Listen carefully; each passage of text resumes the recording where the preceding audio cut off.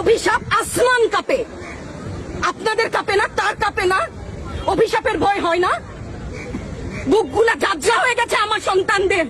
Rubber bullet বলবেন, কি বলবেন? এগুলো অস্ত্রের মুখে দাঁড়িয়ে আছে, আমাদের পয়সায় কেনা বুলেটে আমাদের সন্তানদের আপনারা বুলেট ছুটছেন।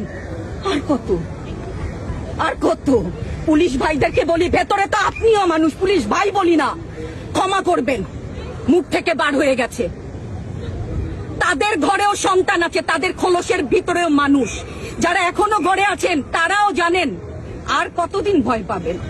ভয়েই থাকেন, একটা মারবেন 10টা আসবো, 10টা মারবেন লক্ষ আসবো। সারা দেশের মানুষ, মা বাপ সব একসাথে দাঁড়াবো। ওদের সন্তানকে মানুষ করার জন্য আমাদের কাছে, শিক্ষকদের কাছে পাঠিয়েছিল। কি জবাব দিব? আমার তো কোনো মুখ নাই, আমি শিক্ষক, আমার ভাষা নাই। তাদের কাছে হাত জোর করে মাফ চাই, নিরাপত্তা দিতে পারি নাই, নিরাপত্তা দিতে পারি নাই।